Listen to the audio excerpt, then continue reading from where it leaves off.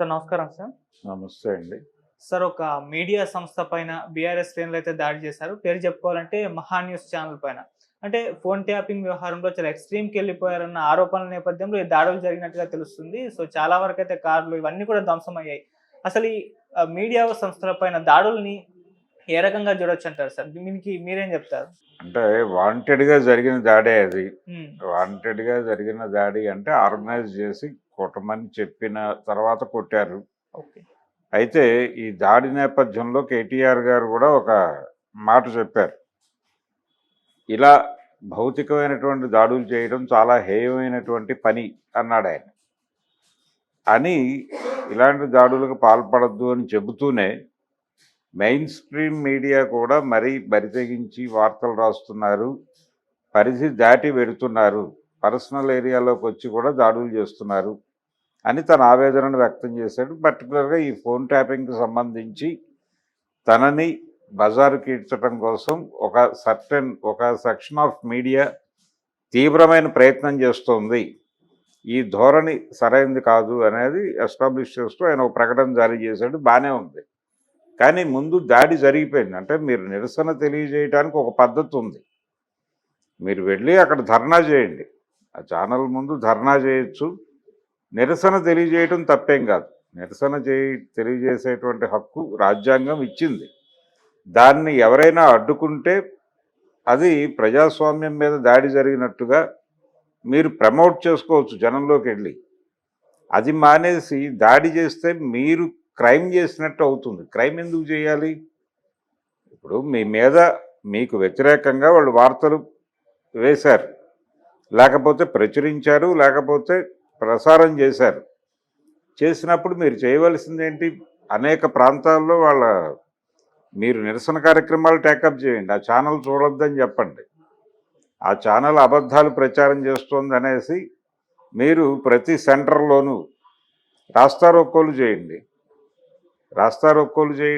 కావాలంటే ఇంకా అనేక కార్యక్రమాలు ఉన్నాయి. ఏది? దిష్టి బొమ్మలు తగలబెట్టండి కావాలంటే. నిజానికి అది తప్పు అని ఒక జీవో వచ్చింది. కానీ అయినప్పటికీ దిష్టి బొమ్మలు తగలబెట్టండి ఆ ఛానల్, లేకపోతే ఆ ప్రసారం చేసినటువంటి ఆ ఛానల్ యజమానిదో. ఇలా అనేక కార్యక్రమాలు ఉన్నాయి క్రియేటివ్గా చేయగలిగినవి, చేయదగ్గవి. అప్పుడు ప్రజలు మీరు చెప్పింది వింటారు. ప్రజలకి కన్వే చేయడం కదా మీకు కావాల్సింది. భౌతిక దాడులు చేయటం వలన ఏమవుతుంది? ఇప్పుడు కేసు పెడతాడు. మహా టీవీ మీద వీళ్ళు వెళ్ళి ఆ కారుల అద్దాలు పగలగొట్టారు, పెద్ద పెద్ద రాళ్ళు వేశారు. లోపల ఇన్సైడ్ కూడా దాడులు జరిగినాయి. కొంతమంది మీద భౌతిక దాడి జరిగింది. ఒక వ్యక్తి చెయ్యేదో చూపించాడు ఆయన, మహావంశీ గారు చూపించారు. అక్కడేదో గాయమైంది. తర్వాత అజిత్ గారిని ఏదో కర్రతో అదిలించే ప్రయత్నం చేశారు అనేది ఒక ఆరోపణ. ఇది ఒక కేసు ఫైల్ అవుతుంది. కేసు ఫైల్ చేస్తానన్నాడు ఆయన. ఆల్రెడీ పోలీసులు వచ్చారు అక్కడికి. ఇది కాదు, మీరు కేసు పెట్టించుకోవడం కాదు కదా మీరు చేయాల్సింది. మీకు జరిగిన అన్యాయాన్ని, మీడియా చేస్తున్నటువంటి దుర్మార్గాన్ని ఎండగడుతూ మీరు అనేక కార్యక్రమాలు చేయండి. ఆ కార్యక్రమాలు చేయకుండా ఇలాంటి కార్యక్రమాలు చేయటం అనేది కరెక్ట్ కాదు, అది ఇబ్బందికరం. అందుకని ఇమ్మీడియట్గా ఆయన అంటే ఇలాంటి దాడులకు మీరు దిగితే అవతల వాళ్ళకి వచ్చు కదా. ఆయన ఉద్దేశం ఏంటి? ఇది వాంటెడ్గా జరుగుతోంది. మహా టీవీ ఛానల్ ఎవరిది? ఎవరు వెన్నుదన్నుగా ఉండి నడిపిస్తున్నారు అనేది కొత్తగా ప్రపంచానికి చెప్పక్కర్లేదు. ఏ రాజకీయ పార్టీకి చెందిన భావజాలాన్ని వారు ప్రసారం చేస్తున్నారు, ఆ పార్టీ తాలూకా ఇన్ఫ్లుయెన్స్ ఖచ్చితంగా ఛానల్ మీద ఉంది అనే విషయం ప్రపంచానికి తెలుసు. ఆయన చంద్రబాబు నాయుడిని తరచూ టార్గెట్ చేస్తుంటాడు కేటీఆర్. ఈ టార్గెట్ చేయటం అనేటువంటి కార్యక్రమంలో ఇప్పుడు ఏబిఎన్ ఛానల్ ఎవరికి వత్తాసుగా నిలబడుతుందో అందరికీ తెలుసు. బీఆర్ఎస్ వర్సెస్ టీడీపీ యుద్ధం కింద దీన్ని మార్చేటువంటి ప్రయత్నం ఒకటి జరుగుతోంది. ఈ ప్రయత్నం అవతల వాళ్ళు చేస్తున్నారు. ఆల్రెడీ ఆ కార్యక్రమం ఏబిఎన్ నుంచి, మహా టీవీ నుంచి జరుగుతున్నప్పుడు మీరెందుకు దాన్ని నిజమని నిర్ధారించాలి? మీరు వెళ్ళి దాడి చేసి. ఇలాంటి దాడి సహేతుకం కాదు. మేము పొలిటికల్ క్రిటిసిజం పెడతాం ఎవరి మీద అయినా సరే. చంద్రబాబు నాయుడు మీదన్నా పెడతాం, మహావంశీ మీదైనా పెడతాం, ఎవరి మీదైనా పెడతాం. పొలిటికల్ క్రిటిసిజం పెట్టే హక్కు మాకు ఉంది అని మీరు నిలబడాలి కదా మీ ఆర్గ్యుమెంట్ మీద. ఈ దాడులు చేయటం వలన వాళ్ళకు ఒక రకంగా ఊతం ఇస్తున్నాడు ఈయన కేటీఆర్. అది మానేయాలి. అంటే ఆయనకు తెలిసి జరిగిందా, తెలియక జరిగిందనే చెప్తారు. కానీ జరిగిన దానికి ఇమ్మీడియట్గా తను సారీ చెప్పాలి. సారీ చెప్పేసి ఇది మాకు తెలిసి జరగలేదు, తెలిసి జరిగినప్పటికీ తెలిసి జరగలేదనే ఏదో ప్రకటన రావాలి ముందు. ఇచ్చేసి అది పార్టీ వైపు నుంచి రావాలి. కేటీఆర్ వ్యక్తిగత స్థాయిలో కూడా అక్కర్లేదు, పార్టీ నుంచి ఒక ప్రకటన ఇచ్చి, బాబు ఇది మాకు తెలిసి జరగలేదు, ఇలాంటివి చేయటం మా సంస్కృతి కాదు, మాకు తెలుసు ఎవరిని ఎలా హ్యాండిల్ చేయాలో మాకు తెలుసు, ఈ జరుగుతున్నటువంటి కార్యక్రమాలకు మేము రాష్ట్ర వ్యాప్తంగా నిరసన తెలియజేస్తాం, మా మీద ఇలా విషం కక్కుతున్నారు అనే మాట వాడాడు ఆయన. ఆ విషం కక్కటానికి మేము రాష్ట్ర వ్యాప్తంగా నిరసన తెలియజేస్తున్నాము అని నిరసన కార్యక్రమాలకు పిలుపునివ్వండి. ప్రతి కలెక్టరేట్లోనూ వెళ్ళి అక్కడ మెమరాండాలు ఇవ్వటాలు ఇలాంటివి చేయండి. అలాగే పబ్లిక్ ప్లేసెస్లో మీటింగులు పెట్టండి, స్ట్రీట్ మీటింగ్స్ పెట్టి మహా టీవీ చూడొద్దని చెప్పండి, ఎక్స్పోజ్ చేయండి. వాళ్ళు చేస్తున్న దుర్మార్గాన్ని మీరు ఎక్స్పోజ్ చేయండి, తప్పేం లేదు దానిలో. కానీ ఫిజికల్ దాడులు చేసేసరికి క్రైమ్ అవుతుంది. అది ఎవరు చేసినా అంతే. ఒకటి, నిరసన తెలియజేయటానికి వెళ్ళినప్పుడు నిరసన మాత్రమే తెలియజేయాలి. మీరు క్రిమినల్గా మారద్దు. ఈ క్రిమినల్గా మారటం అనేది ప్రమాదకరం. ఈ ధోరణి ప్రమాదకరం. మీరు ఈ రోజున చేశారు, రేపు పొద్దున వాళ్ళు చేస్తారు. మీరు అధికారంలో ఉన్నప్పుడు మీకోసం ఇంకెవరి మీదో దాడి చేసినప్పుడు మీ పరిస్థితి ఏమిటి? మీరు కార్నర్ అవుతారుగా. అందుకని ఈ కల్చర్ని ప్రమోట్ చేయటం అనేది ఎవరికైనా తప్పే. కాబట్టి ఆ కల్చర్ని ప్రమోట్ చేయకుండా కొంచెం సభ్యతతో ప్రవర్తిస్తే మంచిది okay BRS party. Okay sir. Sir అక్కడే హీరో సుహాస్ గారు కూడా ఉన్నారు. ఆ గొడవ జరిగింది, ఆయన కారు కూడా ధ్వంసమైనట్టుగా కూడా తెలుస్తుంది సార్. అందరి కార్లు ధ్వంసమైన అక్కడ బయట పార్క్ చేసినటువంటి కార్లు ఇప్పుడు పరిస్థితి ఎలా తయారవుతుందంటే, ఆ బయట ఉన్నటువంటి అన్ని కార్ల అద్దాలు పగలగొట్టారు. ఓకే. సో ఆ కారు రిపేర్ చేసి ఇవ్వాల్సినటువంటి బాధ్యత వాళ్ళది. ఛానల్ వాళ్ళు తీసుకోవాలి ఒకటి. రెండోది, ఈ రకమైనటువంటి అటాక్స్ జరగటం మొదలు పెడితే కారు అలా ఓపెన్గా పెట్టరు ఎవరు. నిజానికి పార్కింగ్ ఉంది దానికి సల్లార్ పార్కింగ్ కలదు ఆ ఆఫీస్కి. ఆ సల్లార్ పార్కింగ్లో ప్రొటెక్ట్ చేసుకొని అక్కడ ఏదైనా సెక్యూరిటీ ఏర్పాటు చేసుకుని పెట్టాలంటే ఏం జరగదు అనే ఉద్దేశంతో ఇది పైన ఓపెన్ పార్కింగ్ను కూడా వాడుతున్నారు వాళ్ళు. కానీ ఇది జరిగింది. ఇది రిపీట్ అయ్యే అవకాశం ఉంది. అంటే ఇది ఒక ట్రెడిషన్గా మారితే ఎవరికి భద్రత ఉండదు. ఇప్పుడు వాళ్ళు లోపలికి వెళ్ళిపోయి న్యూస్ రూమ్లో దాకా వెళ్ళిపోయి దాడులు చేశారు అని చెప్తున్నాడు ఆయన. లోపల కొన్ని పగిలిపోయిన అద్దాలు అవన్నీ కనిపిస్తున్నాయి. లోపల విజువల్స్ కూడా బయటకు వచ్చినాయి కదా. ఒకవేళ స్టూడియోలో ఇన్ కేస్ ఎవరైనా గెస్ట్ ఉంటే వాళ్ళు ఏమిటిది ఇలా చేస్తున్నారు అని కనుక లేచి మాట్లాడితే ఈ వెళ్ళినటువంటి క్యాడరు అతను ఎవరు ఏమిటి అని చూడకుండా మమ్మల్ని కాదంటావా అని కొడితే ఏమిటి పరిస్థితి? ఒక మూడ్లో వెళ్ళినప్పుడు విచక్షణ ఉండదు. విచక్షణ అనేటువంటి నరం పనిచేయకుండా ఉన్నప్పుడే ఇలాంటి దాడులు జరుగుతాయి. ఈ దాడులు వీళ్ళ ఇమేజ్ని డ్యామేజ్ చేస్తాయి. అది తెచ్చుకోకూడదు. మీరు గౌరవప్రదంగా ప్రజాస్వామిక పద్ధతుల్లో చేయండి. వాళ్ళు చేసింది తప్పే, దాన్ని ఎవరు కాదంటలేదు.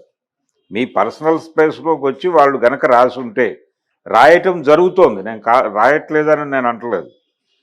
ప్రతి ఒక్కరూ పర్సనల్ స్పేస్లోకి వెళ్ళి ఒకళ్ళ మీద ఒకళ్ళు ఆయన చెప్పినట్టుగా, కేటీఆర్ చెప్పినట్టుగా విషం చిమ్ముకోవడం అనే కార్యక్రమం జరుగుతోంది. చంద్రబాబు నాయుడు గారు కూడా విస్పరింగ్ క్యాంపెయిన్ అనేటువంటి కార్యక్రమానికి ఆయనే నాంది పలికాడు భారత రాజకీయాల్లో, పర్టికులర్గా తెలుగు రాజకీయాల్లో. తను ఎవరి మీదైనా దాడి చేయదలుచుకుంటే ఆ క్యారెక్టర్ అసాసినేషన్ ప్రోగ్రాం అనేది చాలా చెవి కింద జోరీగలాగా ప్రచారం చేస్తారు. ఆ చెవి కింద జోరీగలాగా ప్రచారం చేసి నెమ్మదిగా మనసుల్లోకి ఇంకేలా చేసి అదొక ప్రోగ్రామ్, అదొక క్యాంపెయినింగ్ సిస్టమ్ ఉంది ఆయనకి. దాని పట్ల మీరు నిరసన తెలియజేయండి, మాట్లాడండి, 100 చోట్ల మాట్లాడండి. మీకు అవకాశం ఉంది, మీకు ఛానల్స్ ఉన్నాయి, పేపర్లు ఉన్నాయి, రాయండి, విస్తృతంగా ప్రచారం చేయండి, తప్పేమీ కాదు అది. ఇది జరుగుతున్న మాట వాస్తవమే. జరుగుతున్న దాన్ని ఎక్స్పోజ్ చేయడానికి మీరు రకరకాల ఫోరమ్స్ని ఎంపిక చేసుకుని ఆ పనిలో ఉండండి. అలా కాకుండా వెళ్ళిపోయి మేము ఫిజికల్గా అద్దాలు పాలు కొడతాం, మనుషుల్ని కొడతామంటే అలాగా? అవతల వాళ్ళ చేతికి ఆయుధం ఇస్తున్నారు మీరు ఇలాంటివి చేయటం వల్ల. అవతల వాడిని కార్నర్ చేయడానికి ఏం చేయాలో అది చేయాలి. ఆ కార్నర్ చేయటం మానేసి ఆయుధాలు అందించే పని చేయటం అనేది ఖచ్చితంగా తప్పు. ఎత్తుగడల రీత్యా తప్పు. వాళ్ళ కార్యక్రమం తప్పని నేను అంటలేదు, వాళ్ళు ఏదో అద్భుతాలు రాశారని నేను అంటలేదు. మహా టీవీలో ప్రసారం చేసిందో లేకపోతే మరో పత్రికలో అచ్చయిందో అందులో పూర్తి వాస్తవాలు ఉన్నాయని నేను అనుకోవడం లేదు. ఫోన్ ట్యాపింగ్ అనేది అనైతిక చర్య. ఈ ఫోన్ ట్యాపింగ్ అనేటువంటి కార్యక్రమం కేవలం ఇప్పుడు కేటీఆర్ అకౌంట్లో నడుస్తున్న ఫోన్ ట్యాపింగ్ మాత్రమే కాదు, చాలామంది ఫోన్లు ట్యాప్లోనే ఉన్నాయి. ఒకళ్ళు ఇద్దరు కాదు, రకరకాల రాజకీయ కార్యకర్తల ఫోన్లన్నీ ట్యాప్లో ఉన్నాయి.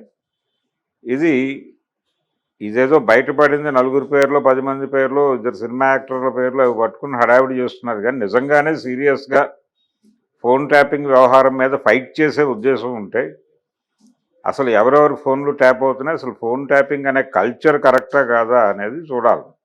ఆ మధ్య ఒక సాఫ్ట్వేర్ తీసుకొచ్చి ఆ సాఫ్ట్వేర్ ద్వారా మొత్తం అందరి ఫోన్లు కంట్రోల్లో తీసుకునే ప్రయత్నం చేస్తోంది ప్రభుత్వం అని చెప్పి ఒక వార్త సర్క్యులేట్ అయింది. దాని మీద జాతీయ స్థాయిలో గొడవైంది. పెగాసస్ అనే పేరుతో సాఫ్ట్వేర్ పట్టుకొస్తున్నారు అని. అది కాదు, అసలు ప్రతి ఫోన్ నెంబర్తోనూ ఒక ఫోల్డర్ ఓపెన్ చేసి ఒక సూపర్ కంప్యూటర్లో దాని తాలూకా యాక్టివిటీస్ అన్నీ దానిలో డంప్ అయ్యి అవసరమైనప్పుడు దాన్ని పరిశీలించేటువంటి ఒక మెకానిజం ఏర్పాటయి ఉంది.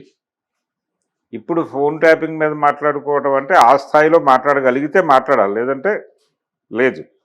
ఇది జస్ట్ బీఆర్ఎస్ పార్టీని అన్పాపులర్ చేయటానికి దీన్ని వాడుకుంటున్నారు. ఈ వాడుకోవడం అనే కల్చర్ కరెక్ట్ కాదు. ఆ ఏరియాలో వాళ్ళు బీఆర్ఎస్ని టార్గెట్ చేస్తున్నారు, ఇబ్బంది పెడుతున్నారు. ఆ ఇబ్బంది పెడుతున్న దాన్ని ఎక్స్పోజ్ చేయటానికి మీరు కొన్ని ప్రయత్నాలు చేయండి. అది డెమోక్రటిక్గా ఉండాలి. డెమోక్రటిక్ ఏరియా దాటి మీరు ఓవర్ యాక్షన్ చేస్తే మీకే ఇబ్బంది. మిమ్మల్ని మీరు ఎక్స్పోజ్ చేసుకోవటం. అది క్యాడర్ని అటువైపు డ్రైవ్ చేయకండి, క్యాడర్ని కంట్రోల్లో ఉంచండి. ఎమోషనలైజ్ అంటే ఇది ఎలా ఉంటుందంటే, నువ్వు కొట్టే తర్వాత నేను ప్రకటన ఇస్తానన్న పద్ధతిలోనే ఉంటుంది.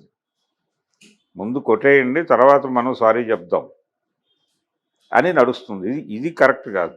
ఇది అంటే డ్యూయల్గా నడుస్తున్నారు మీరు అనేది ఎక్స్పోజ్ అవుతుంది. ప్రపంచం ఆల్రెడీ తెలుసు. అది దాడి జరిగిన మరుక్షణం ఈయన ప్రకటన వచ్చింది, భౌతిక దాడులు హేయమైనవి అని. అక్కడ భౌతిక దాడి జరిగిన పావు గంటలో ఈయన ప్రకటన వచ్చింది. ఎవరు చేశారు, ఎందుకు మాట్లాడారు, ఈ ప్రకటన ఎప్పుడు వచ్చింది, దీనికి సంబంధించి ప్రపంచం అంతా కళ్ళు మూసుకుని పాలు తాగుతోంది అనుకుంటే తప్పదు. కొంచెం పద్ధతిగా ఉండండి, ప్రజాస్వామికంగా వ్యవహరించండి. అవతలని కూడా ప్రజాస్వామికంగా వ్యవహరించమని అడగటానికి మీకు ఒక స్ట్రైచర్ ఉంటుంది. అప్పుడు ఆ స్ట్రైచర్ కోల్పోతున్నాడు ఇప్పుడు కేటీఆర్ గారు. ఓకే, అది తప్పు. అలాగే మీడియా మీద దాడులు అంటే ఇది యాక్చువల్గా మీడియా మీద దాడిలా కనిపిస్తోంది, కానీ మీడియా మీద దాడి అనేస్తున్నారు అందరూ, బాగానే ఉంది. కానీ ఇది పొలిటికల్ వారే. ఇది తెలుగుదేశం వర్సెస్ బీఆర్ఎస్గా నడుస్తున్నటువంటి సందర్భంగా కనిపిస్తోంది. కాబట్టి ఇప్పుడు తెలుగుదేశం పార్టీ భావజాలాన్ని భుజానేసుకుని ప్రజల్లోకి తీసుకెళ్తున్నటువంటి ఇతర ఛానల్స్ ఉన్నాయి. ఇందాక నేను చెప్పాను, ఆల్రెడీ ఏబిఎన్ ఉంది, ఆయన వెళ్ళి ఆల్రెడీ వాంగ్మూలం ఇచ్చొచ్చాడు రాధాకృష్ణ గారు. అయిపోయింది, ఆ స్టోరీ అయిపోయింది అని అనుకోవడానికి లేదు. అక్కడ కూడా కొంత థ్రెట్ ఉండేటువంటి అవకాశం ఉంది. అలాగే